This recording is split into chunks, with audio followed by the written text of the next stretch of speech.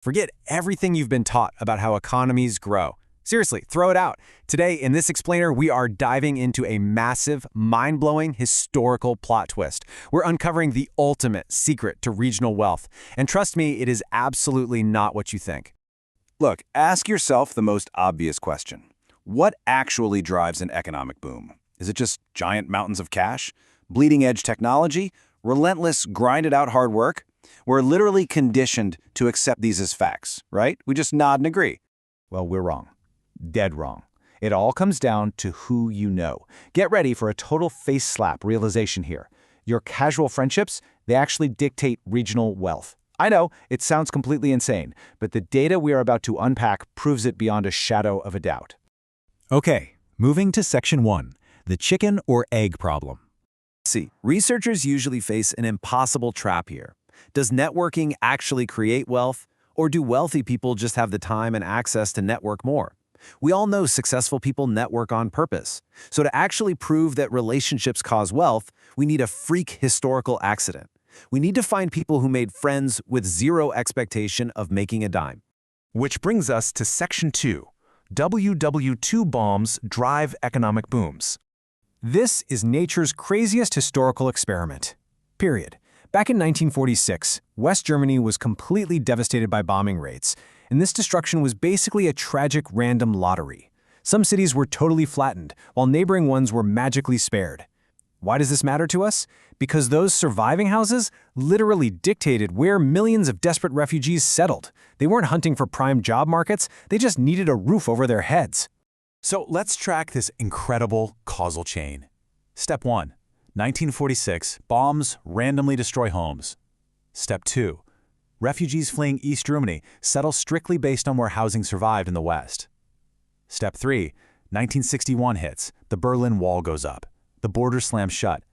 For decades, these social ties across the wall are kept alive purely for love and family, literally zero economic benefit.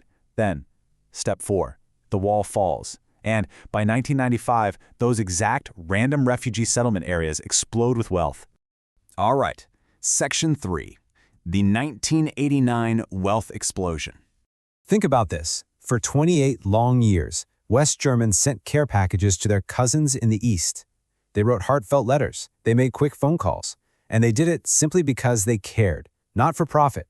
But when the wall unexpectedly crumbles in 1989, everything flips. The borders open up, and suddenly those innocent, non-economic social ties instantly transform into pure, unadulterated economic gold. And the crucial takeaway here is this insane number, 4.6%. That is the massive percentage point explosion in regional wealth that happened over just 6 years. Driven by what? Simply having an East German cousin or an old buddy living in your town. Mind-blowing. Now for Section 4, the entrepreneur's unfair advantage. As you can probably guess, this sudden wealth wasn't spread evenly. Not at all. Business owners in the West with strong ties to the East, their incomes absolutely skyrocketed. We are talking about nearly a 9 percentage point jump for these entrepreneurs compared to everyone else. They absolutely crushed the competition.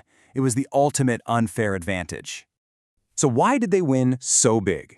It comes down to access, trust, and speed. When the wall fell, the market was in total chaos. Regular companies were just blindly guessing what East Germans wanted to buy. But a connected entrepreneur? They just picked up the phone. They called an old friend and got instant, secret insider knowledge. In this scenario, trust literally equals cash. Section 5. Networks redefine economic power. This right here is the smoking gun. It's the ultimate control group test. Post-war West Germany basically received two distinct refugee groups. Group A had lived in East Germany and made friends there. Group B came straight from places like Poland or Russia, meaning they had zero East German friends.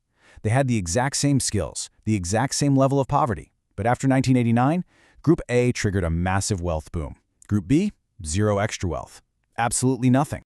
The definitive conclusion here is going to slap you in the face. It wasn't the people, it was the relationships. Pure social connections are just as powerful, if not more so, than physical capital. You don't need a giant factory if your network is strong enough. Your network is the factory. And check out this final mind bender.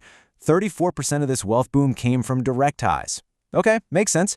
But a staggering 66%? That came from indirect ties, friends of friends, meaning you literally got richer just by living in the same town as someone who happened to be connected to the East. The entire region leveled up through second-degree connections.